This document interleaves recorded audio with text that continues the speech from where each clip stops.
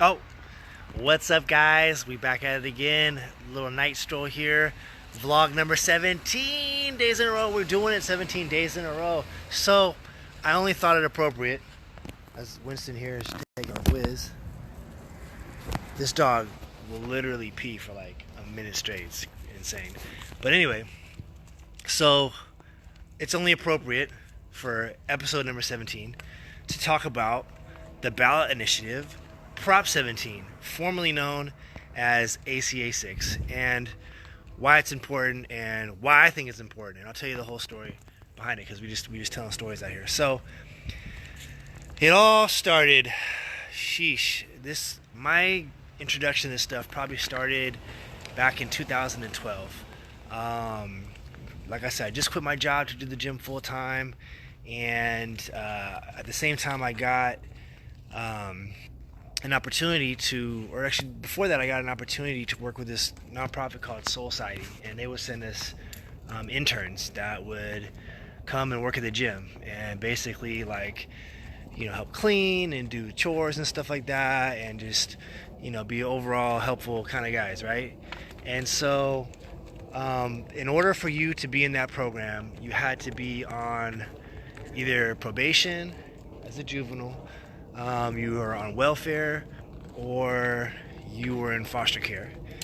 And at the same time, we started working with this school called Richmond College Prep. And we were teaching jiu-jitsu, and that's how we got started the YJC. My good friend Josh Rosenthal invited me to be part of the program, and we started from there. And so I didn't really think much of I didn't really understand what the school to prison pipeline was at the time, or how it mattered, or the mechanics of it, or all those kind of things. So I would see these kids that would come in and have these ankle bracelets. And fun fact, by ankle bracelet I mean GPS monitor, which costs the taxpayer about $1,200 per month, taxpayer money. And I would see a lot of them would have all these issues, and there wasn't a whole lot of resources, it seemed, for them to develop. I mean, the program was great, and I think obviously kids need jobs, kids need money and stuff like that, and they need structure and a whole host of things to be successful. But I would get these young kids that would come in. I would hear about their parole and their probation schedules and stuff like that. They would have to meet with their probation officers from time to time. We had one kid that came in that was this guy Seti, word on the street, he's coming back. Amazing guy, really did good for himself. He was one of the few that turn out well, because I'm gonna keep it real, they don't always turn out well, right? And so as I would see start working with these kids and get to know them and be like, man, these are pretty cool kids, right? And I was just wondering, man, why is there so much money behind locking these guys up? Jesus, I mean, from how much it costs for the probation officer, how much it costs for the GPS monitor, how much it costs for the courts, how much it costs for the lawyers, how much it costs for the public defenders, which actually they don't fund a lot, and that's part of the problem, and so it was just kind of man, this is kind of weird to me, right? Maybe not so weird, okay? So a couple years ago, I read this book called, I take a step back. And then I saw, a few years later, I saw this documentary called the 13th Amendment. And that is on Netflix. You can watch it right now. Ava DuVray, I think I said her name right. She's the one that directed that movie, wrote the whole thing. And it talks about incarceration in this country. And it talks about the genesis of what's now mass incarceration, and how after the Civil War, first it was the Reconstruction period, you had basically an entire group of people, enslaved Africans or African Americans, that were now free to do whatever they wanted. And within a generation, you had black businesses, you had booming inventions, and black Congress people, and all kinds of within 10 years and within 15 years, 400 plus years of enslavement, give or take. And in the course of about 15 years, you had a thriving black community in this country. And I think that, and there's like psychological reasons behind it, but I think that at the time, and maybe even so now, the white people that were doing the enslaving were terrified. They were like, whoa, whoa, whoa, this is my land here. Like, wait a minute, this is not fair. Like, you don't deserve to have these things. And so there was this concerted effort to, kind of tell black people, put them in their place, so on and so forth, and in a sense, re-enslave them. And that came through all kinds of different things. One was called the vagrancy law, where it said that if you were black or mulatto and you didn't have a job in January, whatever year it was, then you were going to jail. And by jail, you would be, basically on this chain gang, and they would do what was called convict leasing, where companies would come in, and whether it be plantations, farms, factories, and basically just get a bunch of free labor from people that are now incarcerated, whether they were guilty or not, And this is like, I don't know, 200 years ago? No, this is like around turn of the century. So just, Reconstruction, 1890-ish, about that time frame, right? And so fast forward, today you have a new initiative on the ballot called Prop 17. And, one down here, over here. I digress. So basically, yes, you're incarcerated and you have no freedom and you can't vote, right? And so for the longest time, I always thought voting didn't matter. I was, it doesn't matter, it's all a hoax and they all know who's gonna do it and so on and so forth. And then I caught wind of man, there's a lot of people trying to do everything they can to make sure you don't vote. I mean, read the news if you have the gall to these days. It's so negative and just insane. I mean, these are some crazy, insane times we're living in. But look at how they're trying to, discredit voting by mail, or there will be polling stations that are then taken out of your city so you can't vote, or they'll take out, voting booths so that you have to wait 8 hours in line. And they'll be for example, in Georgia, there was 1,200 voting machines that were just in storage that weren't used while people are, sitting in line for 8 hours to vote, right? In mostly black and brown communities. And so I looked at all that and I was like, man, if it didn't really matter, then, why would they try so hard to make sure people don't vote, right? That was just, okay, that was well, I guess it does matter. And I don't know if you guys noticed, but weed is now legal here in California, and it was legal because people voted for it, all right? There are tax laws because people vote for it. There is a whole kind of industry of commerce and finance and all these kind of things that special interests lobbied for to get put on the laws and put on ballots and money behind it and stuff so that people can then vote on it and it becomes a law, right? And so basically, it's if you want to win the game, write the rules. If you want to win the game, write the rules. And if you write the rules in your favor, you're probably going to win more than you're going to lose, right? And so part of that is this thing that's called felony disenfranchisement, okay? And this goes back to the convict leasing. This goes back, certain states have certain laws. I think Kentucky just passed a law to reinstate formerly incarcerated people's right to vote. Florida just reinstated it, even though people are trying to take it away again through fines and fees and so forth. Alabama, I think 1 out of every 3 African Americans can't vote in Alabama because of a felony conviction, which 97% of people take a plea.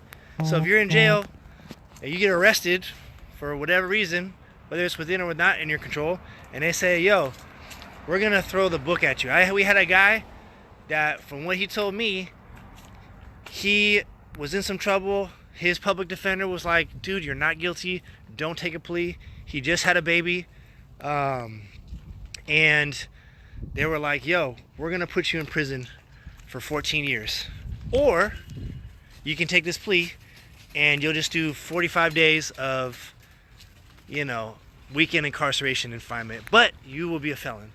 And so, yeah, he took the deal. And now he has all kinds of rigmarole and on his record permanently of this felony charge that took a plea to. And this happens. So, you can even be in jail and not and not even be convicted, and still you can't vote, right? So really, it's become this kind of like trapdoor to creating disposable people that are then leased out through corporations like GeoCorp and some of these private prisons that are now, pivoting to immigrant detention centers and things like that, and where they'll get these huge chunks of money from the federal government, and then they'll cut all these costs so they can show their shareholders that, look, we made a profit, guys. It cost the federal government, this amount, and now it costs way less, right?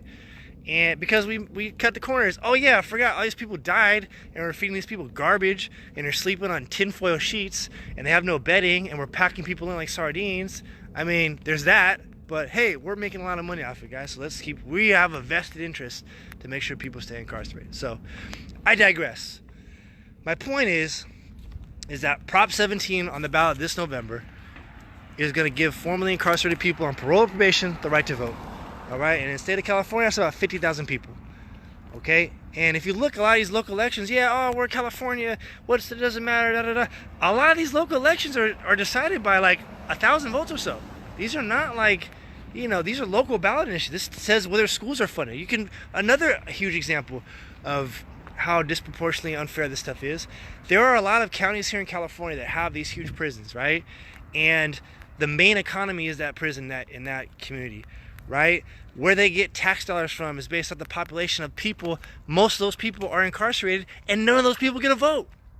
None of those people have any say about what they do, and then when they're out of jail, they have to wait till their probation, whatever, the terms of it is over, and then till they can vote again, right? And I think a lot of times people think like, okay, well, you're a criminal. You shouldn't get to vote. You're a bad guy. You shouldn't this, and that, right? Well, it's against the law. You broke the law. Well, here, guys, I'm mixed with black and white, all right? And back in the day, it was illegal for my parents to get married, okay? They would be called criminals. They could be charged with felonies. And it was brutal, man. You feel me? So I think a lot of times we get on this like moral high ground of like, well, you should be punished, you should be this, you should be that, whereas like, you are a human being, man. Despite some of the stuff you may have done, maybe didn't do, maybe did do, you're still a human being, and you deserve rights. And if you've done your time, I don't even think you should have lost the right to vote, even if you're incarcerated. I don't care if you're the worst person in the world. If you're a United States American citizen, enough people died and put blood, sweat, and equity into the right to vote. Like, I don't care who you are. Yeah, you should vote, 100%. I'll argue to your blue in the face about this point because I believe so strongly in it, right? Everyone deserves a say. And so, on this year's election ballot in the state of California, I need you, if you like what I'm talking about, if you see what I'm talking about, if you like me, maybe you don't like me, I don't know. If you like jiu-jitsu, I need you to vote yes on Prop 17. All right? Because it matters to a lot of people. It will matter to your kids. And hopefully, it'll be a springboard for the rest of the country to start re-enfranchising people. Because if the people really had control, really had say in what happens, I think things would be a lot different.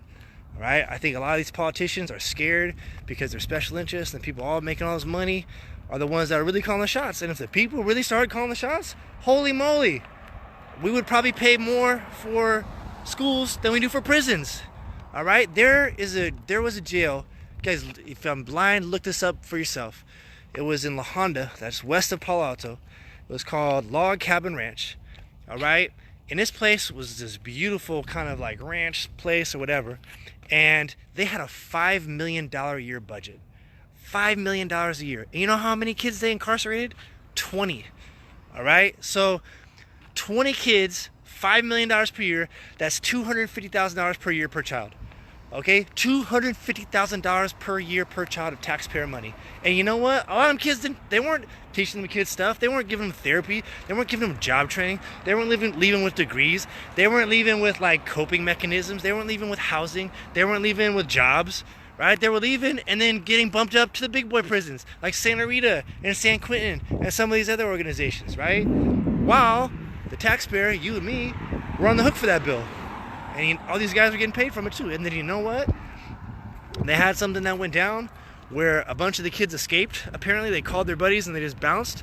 And then word on the street is they got caught wind of what was going on there and they shut the whole thing down. And you never heard nothing about it. But yeah, breaking news 2 years later. Anyway, so I digress. So yes, voting is important, guys. Prop 17 is on the ballot. vote yes. If you have anything you want to add to this conversation, hit me up anytime. Hit us up in the comments. Vlog episode number 17. I gotta come up with a name for this thing. We're just calling it vlog. We can call it something else. If you got some good names, let me know. We on YouTube, we on Instagram, Mindset Martial Arts and Fitness. We got Winston here. What do you say, Winston? What do you say, boy? Yes, I'm Prop 17. Anyway, all right, guys. Well, you have a good night, and I will see you guys soon. Classes tomorrow morning, and then we'll be back up and running the next day. And tomorrow's my birthday, so shh, I'm very old. Don't tell nobody. All right, guys. Talk to you later.